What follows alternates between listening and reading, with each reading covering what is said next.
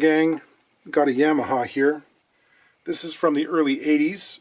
It's an FG345 Roman numeral 2. Had to differentiate it from Roman numeral number 1, obviously. I'm going to do a refret on this. Right now I've been scoping it out to get the specs.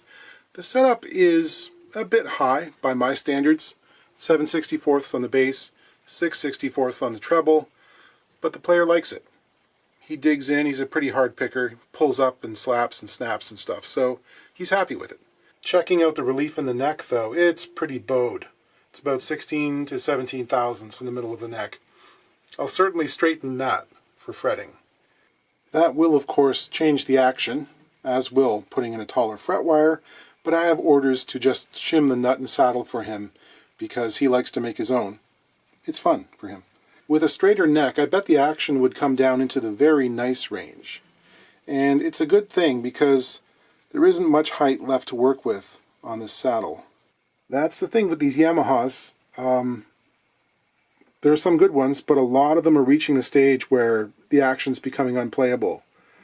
And, you know, people get attracted to them. But this is a plywood guitar worth maybe $500. Resetting the neck is, I don't know, not the best economic decision.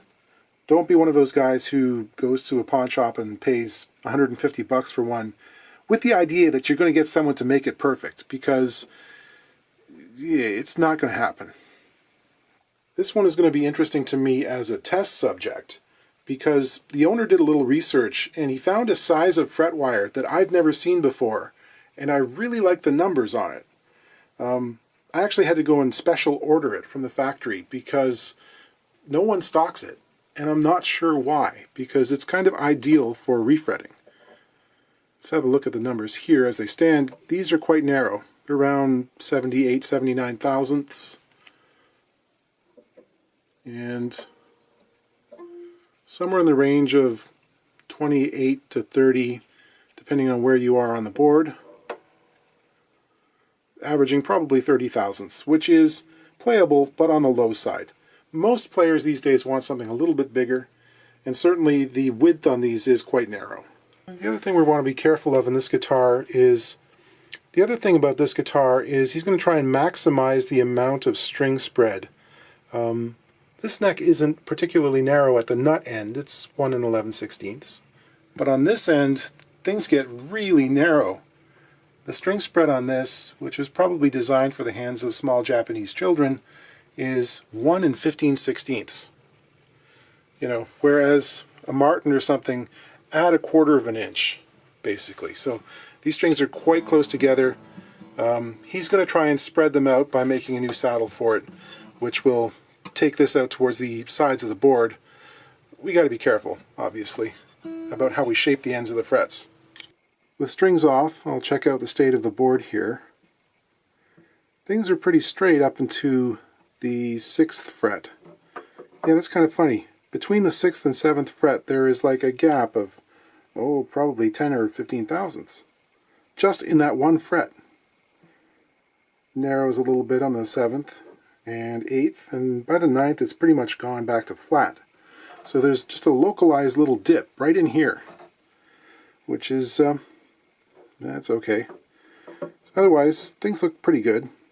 I heat the frets, even if I know there's no glue in there, because often there is rosewood resin that's seeped out and sort of captured them, or finger grunge, which is not unlike a protein-based glue when you think about it.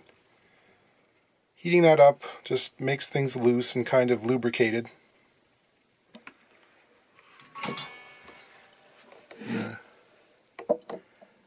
Fret pullers here. A bit of a wiggle. And work my way down.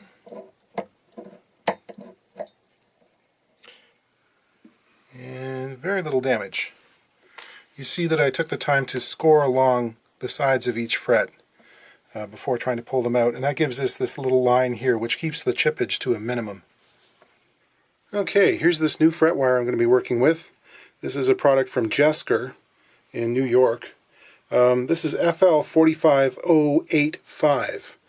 which is 85 thousandths wide by 45 thousandths tall, standard nickel-silver fret wire.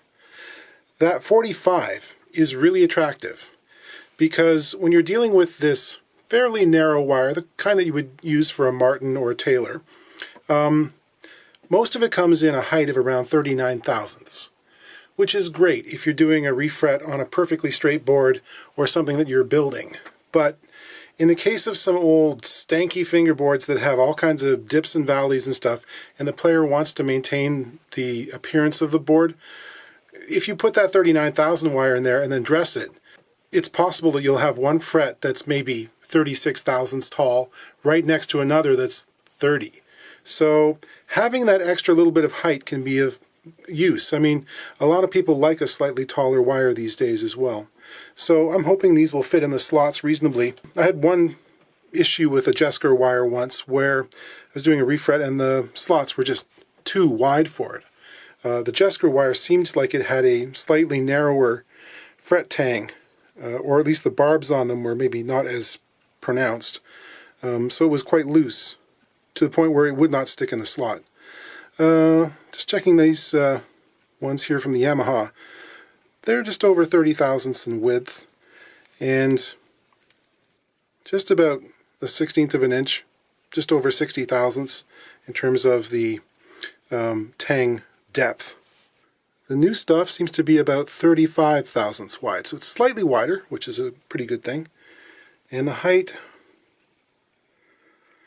is just about the same. This is around 63 thousandths. So this is good. This should be a pretty good match for these fret slots. Just to confirm that though, I'm going to hammer in a piece before I've dressed the board or cleaned it up or anything, just to make sure that it holds the way I want it to hold.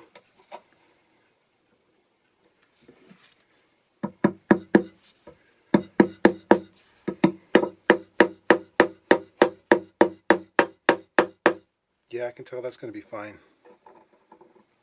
Yeah. Just has that good solid feel.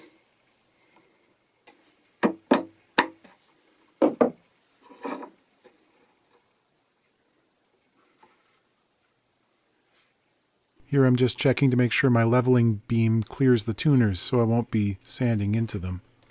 The leveling beam has 220 grit paper on it, and I go very lightly to start.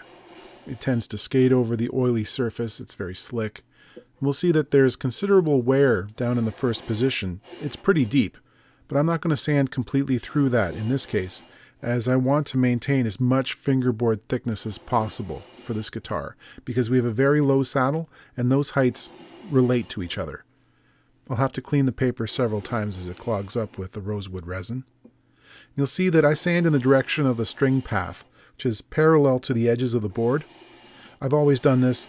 What that ends up doing is creating a slight compound radius, which I've never had a problem with, as it follows the original curve, but it gets marginally flatter as you get higher up the board.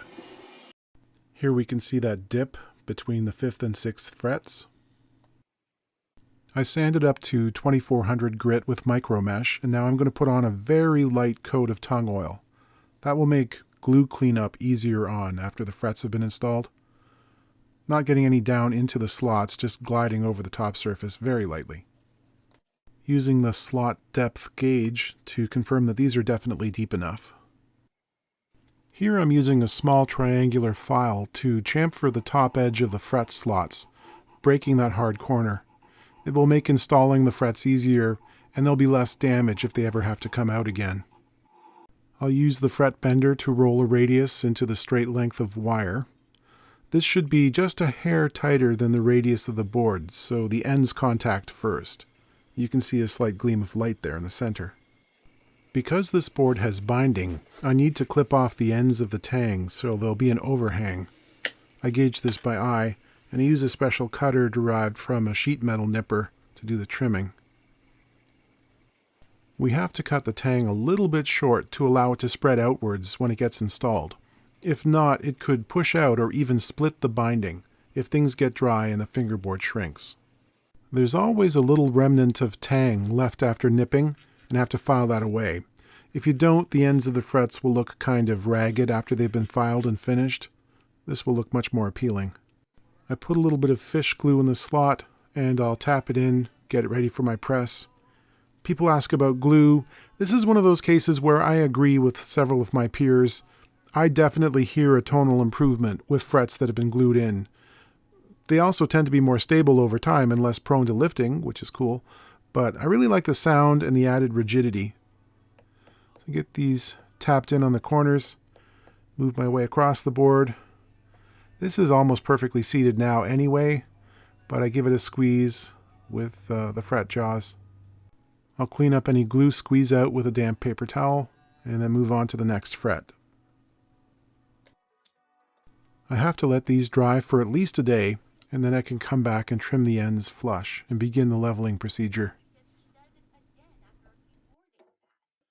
Over the fingerboard extension, I'll protect the top with a piece of metal. You want to be careful of those little offcuts too. Got to collect them all up. Don't let any of them lay there on the bench where you might rest a guitar on top of them. In 10 seconds you can create 30 years worth of buckle rash. I start trimming over the extension because it's the area that takes the longest to file because of all the frets there. And I'm not holding the file at right angles. It's leaning outwards slightly, so I won't skim off the finish on the side of the binding. You can see that pretty clearly here on an area I haven't filed yet. Again, in this case we're shooting for a fairly short bevel on the fret ends, so there'll be maximum surface for playing. Angled just enough that they're not annoying. This varies from person to person, of course. With the frets installed, there's now a slight back bow. More about this later. I'm backing off the truss rod so the neck will be straight. I'm painting the tops of the frets with some Sharpie. There are people who have serious opinions about this. I'll just use whatever felt pen's handy. Leveling the fret tops proceeds much the way that leveling the board did. There was quite a bit of fall away or downward slant at the end of the board. I didn't worry about leveling through all of that and instead used a couple of pieces of tape as an indicator for my short leveling beam and followed that downward slant. I've got some tape on the board, and now using the 3-cornered file with safe corners on it, I'll dress the flat top left on the frets by the leveling. There are many different tools designed for this job. I like the 3-corner file. It feels most natural to me. With some 600 grit sandpaper, I'll start with long strokes along the board to brush over and kind of blend those filed surfaces together. Having done that, now is a good time to dress the sharp corners off the ends of the frets. After that initial blending I did with the 600 grit, I polish the frets along their length as I work my way up into the 8000 grit micromesh. Finally, I can clean and oil the fretboard. This is a prepared lemon oil product, which is not from lemons. I put it on and wipe it off. There's some glue that's been left behind on the end of the fingerboard, which I need to remove so that the nut seats itself up tight against it. With the taller frets, I need to raise the nut and saddle height. Here I'm scraping a piece of veneer for the nut shim to about 10/1000ths of an inch thick. And I'll use a 20/1000ths shim for the saddle, so I'll have a little bit of room to work with on the other end. I'll super glue the shim to the bottom of the nut, and then carefully trim off all of the excess. This nut is actually narrower than the width of the end of the fingerboard, so when he makes a new one, the player should be able to get a couple of extra millimeters. Okay, maybe I should review a concept for those of you who are watching for tips, rather than just to hear the dulcet tones of my voice in misty moments before sleep. You'll note at the beginning, I mentioned the excess of relief in the neck. It was bowing forward. But I didn't show adjusting the truss rod to try and take that away because I couldn't. It was too tight. I don't think I could have straightened the neck much further. So, like 16/1000ths was as good as it could ever get. The rod was maxed, in other words. When I removed the frets, it came back to pretty much straight with no string tension on it. And you'll recall that I checked the difference in the fret tang barbs, how the new ones were a couple of thousandths wider than the old ones, such that when I installed them, I knew there'd be an expanding effect. It would do this again. If you think about 0.02 per fret, doesn't seem like much, but multiplied by 20 over the length of the board, that's a fairly substantial increase, about a millimeter, more than a 32nd of an inch wider. And I knew it would stretch the neck into a back bow, which it did. Only then did I release the truss rod and bring the board itself back to straightness before leveling the tops of the frets.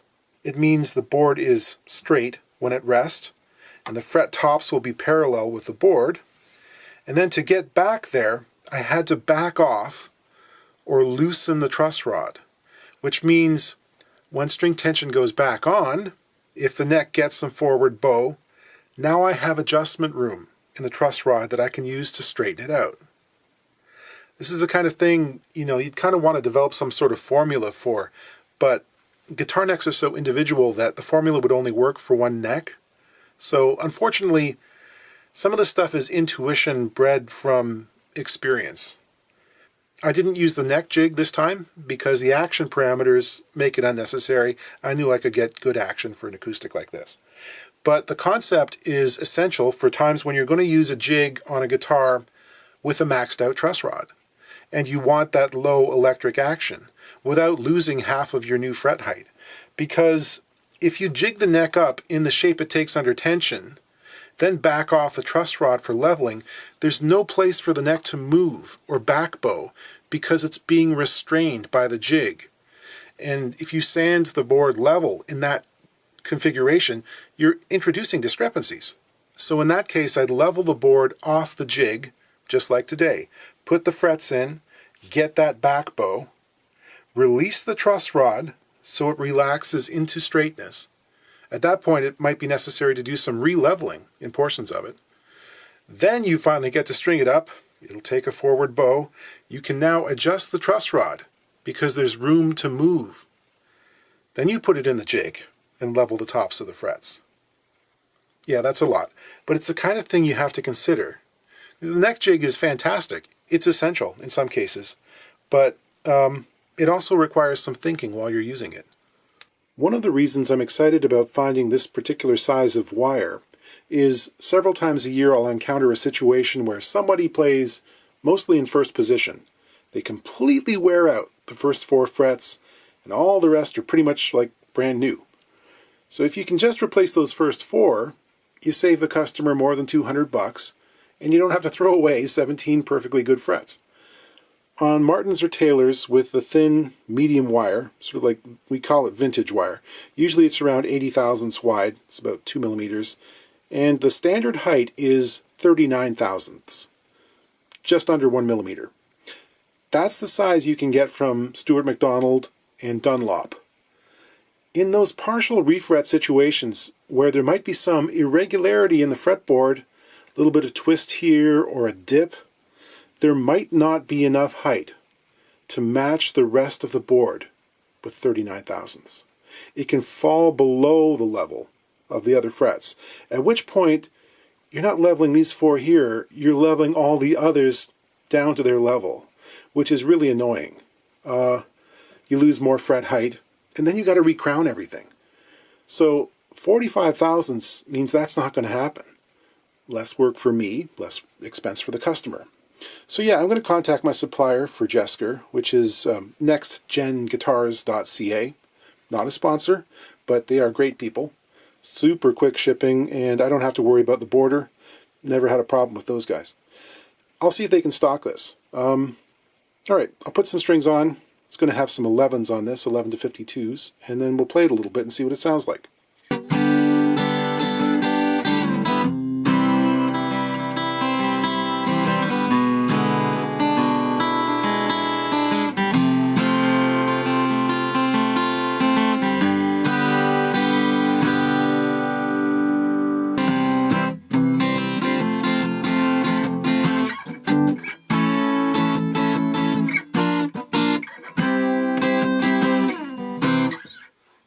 Here we have a Gibson Dove. The owner and I were talking and he said he thought it was from 1969. I just ran the serial number and came up with 1966, which would be a good thing. It would add a few $100s to the value. For some reason, I encounter way more hummingbirds than doves. They're like siblings, very similar. The dove has a little bit more ornament on it. The hummingbird came out first. It came out in 1960. This one showed up in 1962. And these were Gibson's foray into square-shouldered dreadnought style guitars a la Martin. The thing that makes them stand out, of course, is the decorated pickguards.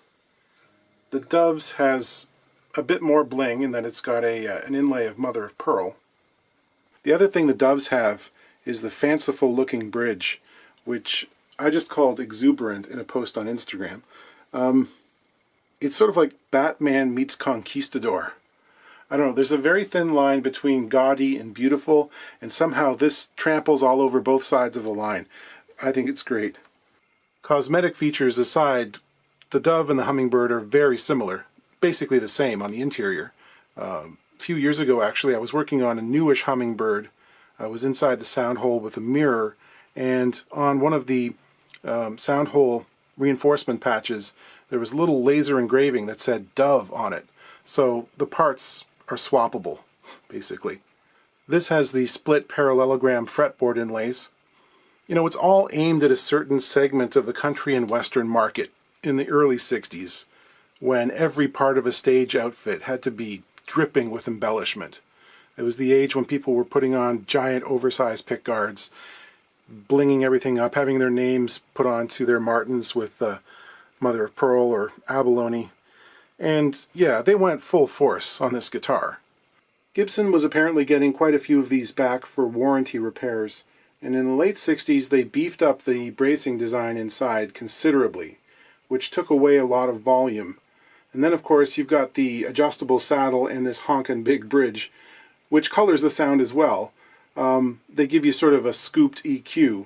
That's why I'm saying being a 66 is a good thing for these guitars, because they're generally assumed to be better overall. This one has a bridge that's pulling away from the top. What follows should be pretty familiar to viewers who've stuck around for any length of time.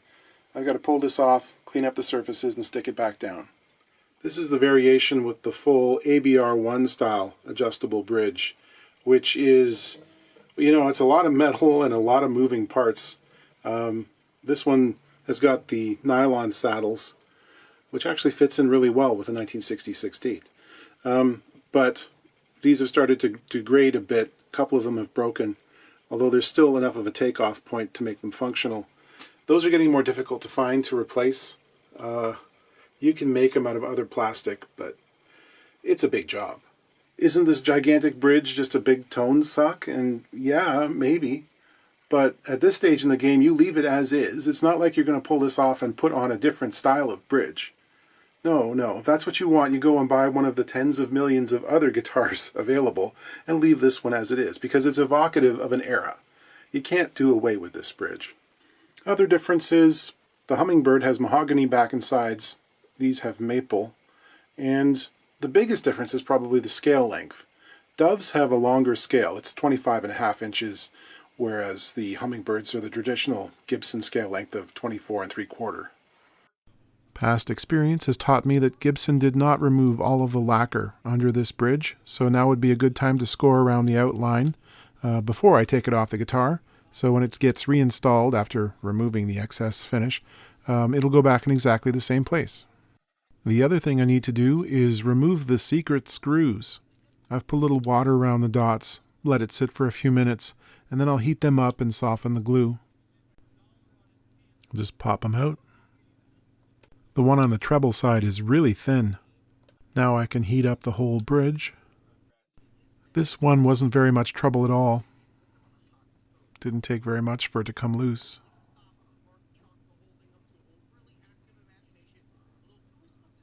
Have a look under here. And you can see there's a margin around the outside of the bridge that was never really glued in place. There's also a factory installed plug there for one of the retaining bolts. Maybe it was off center. I need to make some custom clamping calls for the pointy parts. I'll scrape off the lacquer back to my score line and sand. Here I'm cutting the PSA backed sandpaper into the shape of the bridge. We go and just pop this bad boy down and get to sanding and sanding and sanding and sanding and sanding and sanding and sanding. Who's telling us what to do, why, how it actually feels, what our life scenarios are like. The very tip of the bat's tail will never sit down, and I'm going to live with that. For these fancy bridges, you're going to need a whole bunch of cauls. 1 or 2 won't do. And all the clamps. All of them. Talk about narrow necks. This is one of the narrowest you're going to find. Nominally, it's one of the 1 9/16, but it's actually slightly thinner than that. It's just over 1.5 inches in width at the nut. That's crazy. It's got the wide, low frets too. Probably about 104 by, I imagine, 25 thousandths, 26, 27. So yeah, you really wouldn't want to try and recrown these. I'm just going to polish them up. Just need a little dot of glue when reinstalling the dots here. Don't want to load up the slot head of the screw. Okay, all strung up again. I put 12s on it. The action is lower than when we started, just about a little over 5/64 on the bass side and 5 even on the treble, which is quite nice. There's still a little bit of work to do with the neck. I noticed that the relief in the neck is a little bit high. It's about 16 thousandths. So we can adjust the truss rod hopefully and make that even better. Intonation is theoretically made much easier with an ABR1 on your acoustic guitar. However, placement varies from instrument to instrument, and in this case means cranking all of the saddles right back as far as they'll go and having a bit of a forgiving ear.